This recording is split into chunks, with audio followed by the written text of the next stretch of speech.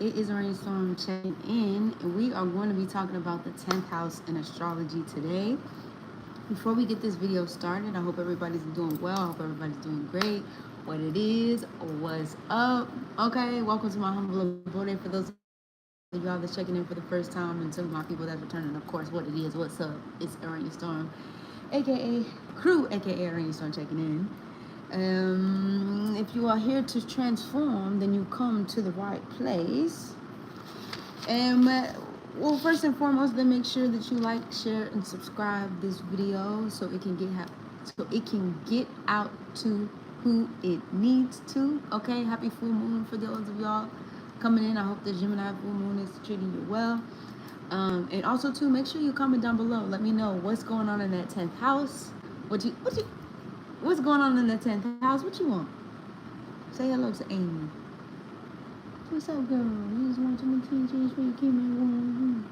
You keep me warm, some attention. As soon as I first record, here she come. Yeah, so let me know in the comments down below, like, what's going on in your 10th house. Do you have any planets in your 10th house? Do you have any placements in your 10th house? How do you interact with your personal 10th house energy, even if you don't have any planets or anything in that particular area of your chart? Yeah, let me know. Like I said, I love conversations in the comments down below and things like that. I'm trying to think. Oh, videos on the way for your head astrology as well too. So if you're interested in learning just general readings of your head astrology, and then also rising signs will be up at least before the Sagittarius new moon.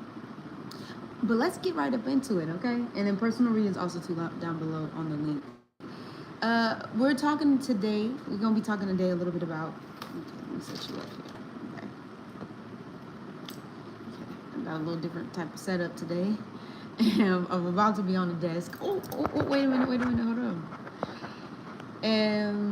We're going to be talking about the ancient origins of the 10th house. This is where we talk about the midhaven.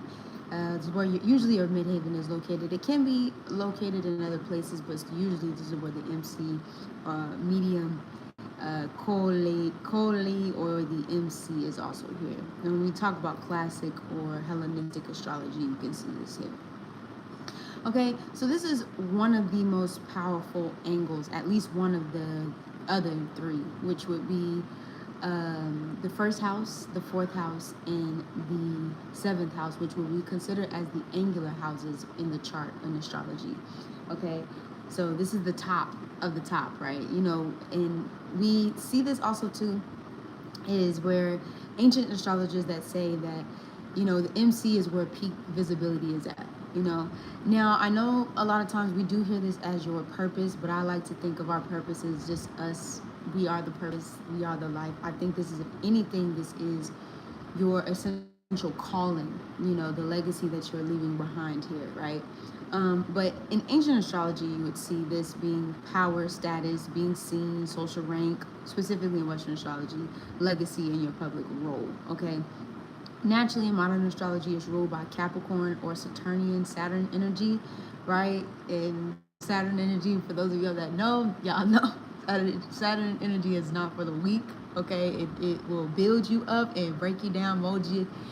But it's not to, well, in some cases, depending on what energy you're talking about. But it really isn't there to harm you. If anything, is there to crystal you. And I like to think of it as like an artisan that is working on their craft, and they're going through these different stages before they get to mastery. You know, they keep working at it every single day in order to gain mastery in that specific field. So you can see that here.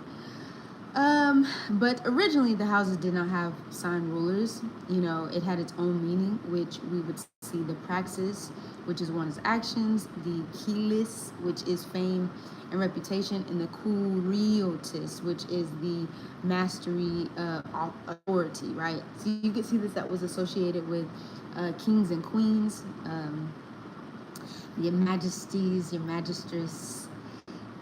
You could see this as your professional calling as well. You can see this as the highest parent of authority, traditionally the mother or the father. is what you could have seen here. I would like to say head of household, right, is what you can see, depending on the lineage spaces. Now, in medieval Arabic astrology, we could see 10th house being ruled as royal favor, right? High-ranking honors as well, worldly advancements, authority figures, rulers, bosses as well. It was linked to the idea of the Quatar, which is destiny and fate, and it plays out also too in worldly structures.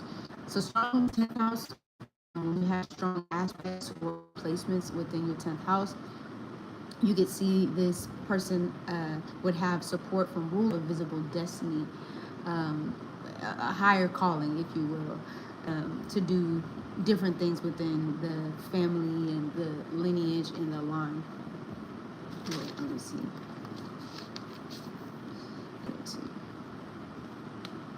Okay, now when we talk about ancient Egyptian, and Kemetic energy, or the Kemetic times of ancient times and things like that. Let's see here. I know, Mom. I'll come back to see you. She's sleepy. She wants to cuddle. The houses weren't necessarily used in the same way as we use it in Western astrology. They were kind of broken down a lot of times by different deities, different cycles, if you will, versus like each house or each spaces in the house. I like to think myself that, the original astrology was derived from, Kemet, or the Kemetic times and Comesians and things like that. Me personally, I know we like to differ, but I'm just saying.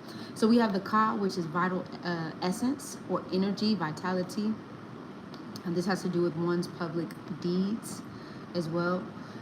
You can see Mayat, which is truth and order. Also, sometimes people will associate this energy with Libra, this Venusian or Venus energy. You can see, but this is public integrity. You can see the Circuit, which is the guardianship roles in the community. Okay, this back here. And leadership in the community.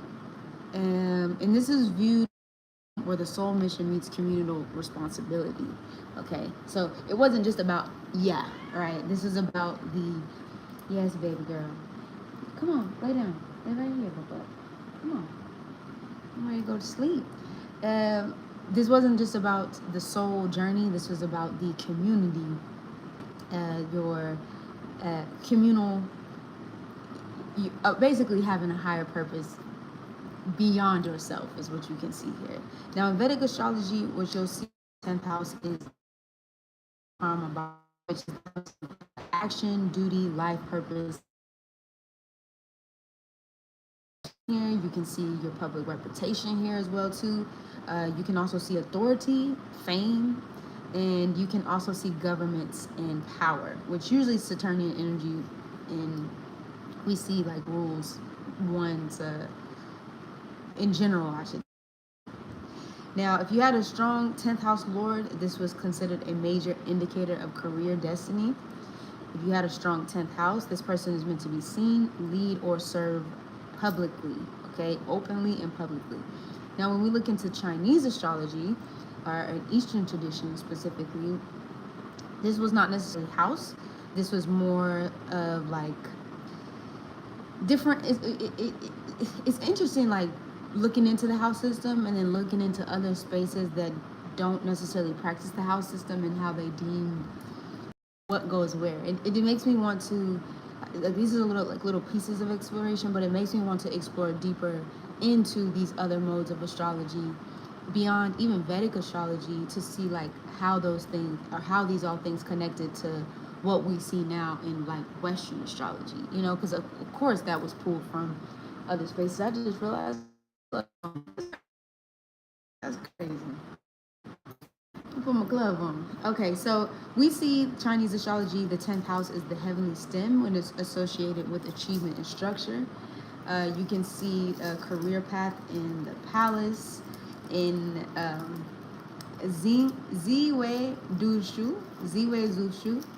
which is also equivalent to the 12th house.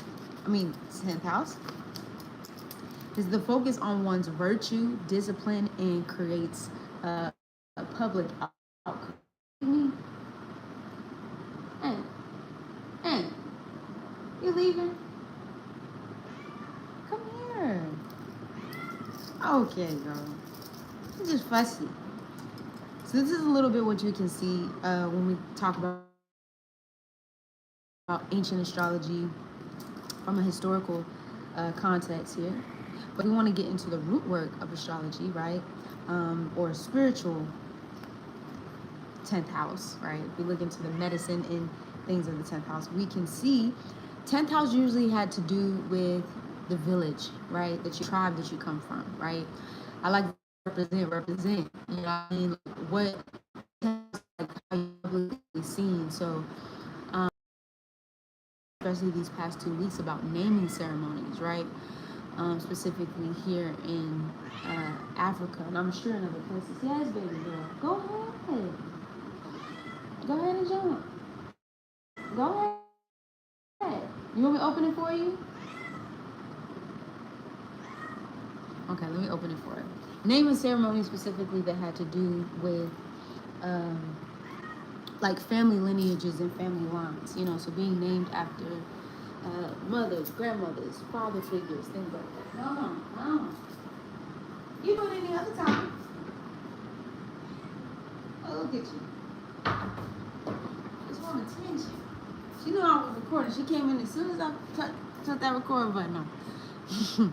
But anyway, sorry, y'all. I just made this outfit actually, and the neck is kind of giving me a frog's neck right now. I know. Even the hat too. I know. Anyway, my artwork has been going up since I moved. I mean, I've always been creative, but I ain't got nothing but time and resources, baby. Time and resources. So I've been going to work. Okay, anyway, as I was saying, we can also see in this space, well, I talked about the role in the village and the roots and traditions, right? So you can see elevation, right? Public reputation. I would even say tribal again. You can also see ancestral pride. So like where you come from is like a really, really big thing. You can be also revered from the tribes in which you come from, the places and spaces, the people that you're connected to within that tribe as well. You can also see work done at the top of the altar. When you think about Capricorn energy, this is the, it's the goat. And what do goats do on the mountain? I don't know, this is like modern rulership, but if we look at the top of the chart itself, right, it's the highest. So think of like climbing a mountain and being at the highest point of the mountain. I even am getting like when we look at the Mayans and different tribes that also existed in this space, or the Aztecs and other tribes that beyond the Aztecs and the Mayans that existed, and how they did their rituals and ceremonies as well here too. So you could see that with the 10th house as well. So work done at the top of altar spaces or in high places, right? So 10th house is the highest point of the sky, or the MC, which you can see. So when people would travel all the way up and do their rituals and some even sacrifices and things for the community and to give to the spirits and things, you can also see that here as well too. About the 10th house or just this energy, even, and I know we talked about like Capricorn and climbing the mountains, things like that. Honestly, I'm not gonna lie to you, I would have thought it would have been air. I don't know why, because I would say I don't know why, but because it's the clouds, right? Like beyond the clouds, you can get so far in earth when you're climbing up a mountain and things like that, but when you go above the mountain, you're in the air. So I just thought that was just interesting that, it makes Capricornian sense. It makes Saturnian sense to a degree. But I also thought in my mind, I'm like, why wouldn't the highest part, especially if we're thinking like the mind, right? The mental energy, which is air energy. It's the top, it's the highest part of the, yeah. I don't know. Y'all tell me what y'all think in the comments down. Like how the house systems, and what do you feel about the house systems? What do you feel about some of the things that I've said already. Okay. Yeah, leave that comment down below. We can also see this here as we saw the herbs. So, we did not go over herbs. We did not even go over herbs in the ninth or eighth house. I'm sorry. I'm so sorry, y'all. I know we were supposed to touch on it, but we did not touch on the herbal remedies at all. But what we can see here is so we have herbs for authority, justice, respect, different career paths, or we'll just say legacy, mission. We can see this as like even the supporting, because honestly, 11th house to me, definitely the 11th house is like where you carry out those things that's sitting in the 10th house. You know what I'm saying? Before the end, which is the 12th house. Before you go back into that cycle. But that's just me. You can see offerings also to ancestors, like I said, deities, things like that were leaders, matriarch and patriarchs, skilled craftsmen, skilled craftspeople, I should say. And you can see, like I said, how I was saying, like you work at it until you gain mastery. That's exactly what I mean. You know what I'm saying? Like I'm out here in, Africa, learning how to build the dhows or the ships or the boats, if you will. And, a lot of these fundis or these teachers have been at,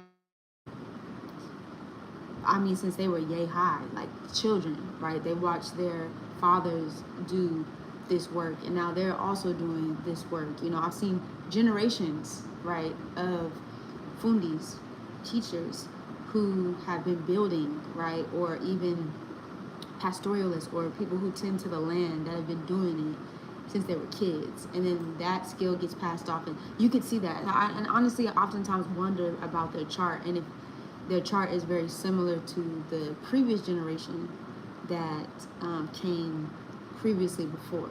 You know what I'm saying? Like, it is.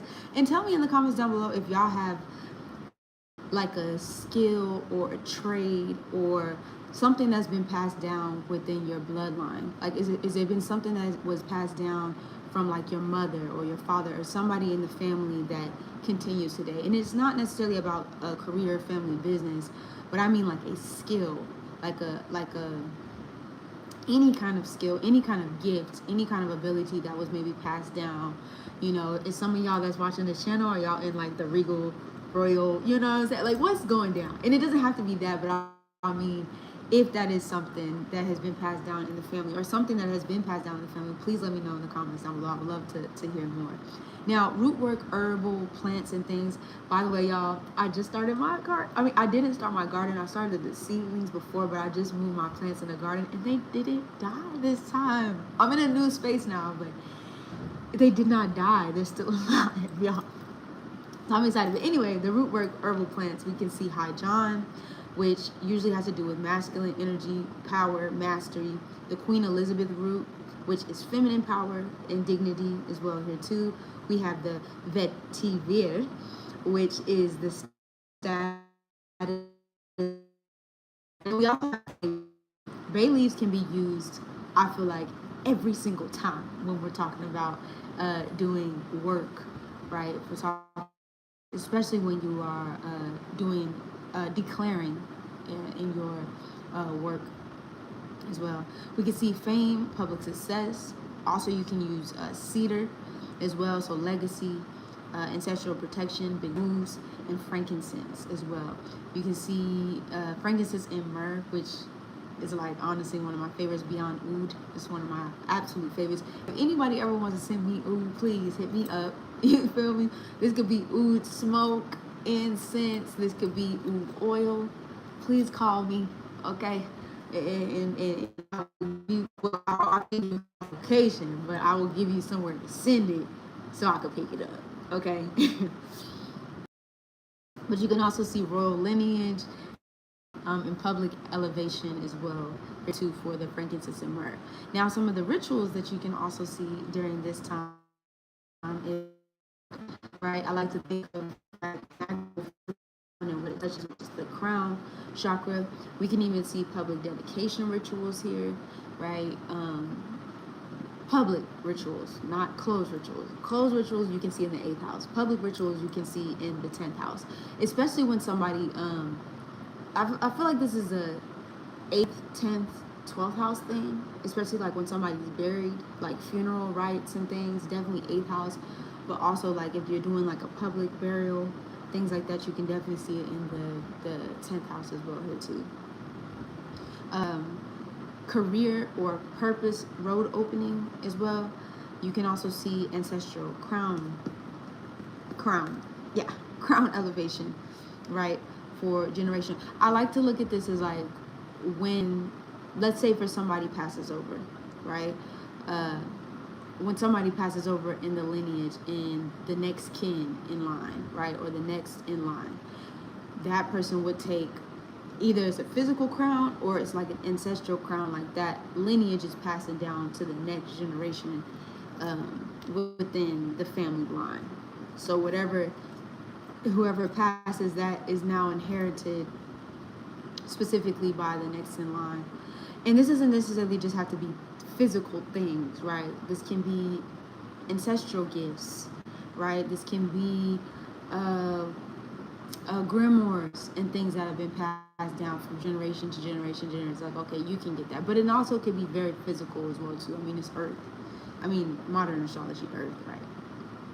Now, when we look at the holistic, right, or medical astrology body correspondence in the 10th house, it's Capricornian ruled, Saturn ruled.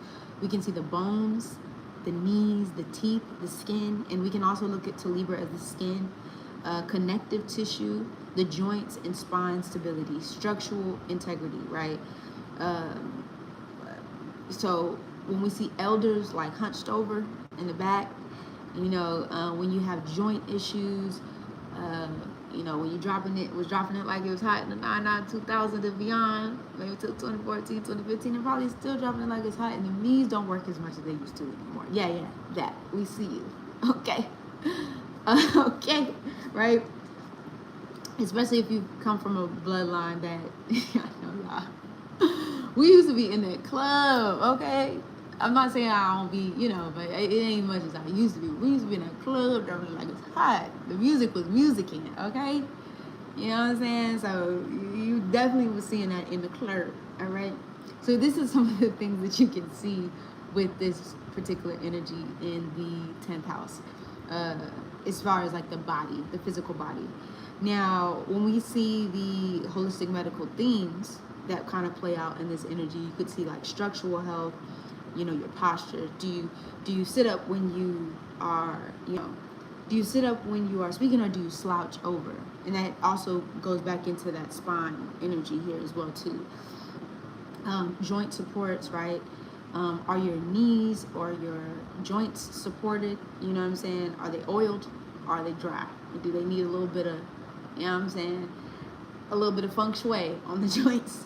Longevity practices as well here too. Elder care is what you can also see.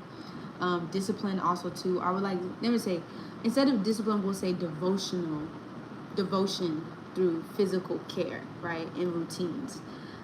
Rituals through physical care and routines as well. Physical flow, we'll even say here.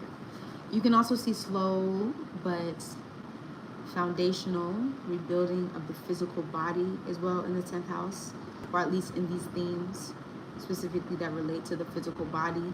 So taking time, like your body like slowly changing over time. I know we can see that this is the 6th house, but that's like the daily thing that you see. The 10th house, it's specifically this Capricorn energy, is like, let's say you have weak knees, you have very weak knees, and then all of a sudden the knees, and all of a sudden now the knees, instead of them popping and things like that, they're solid.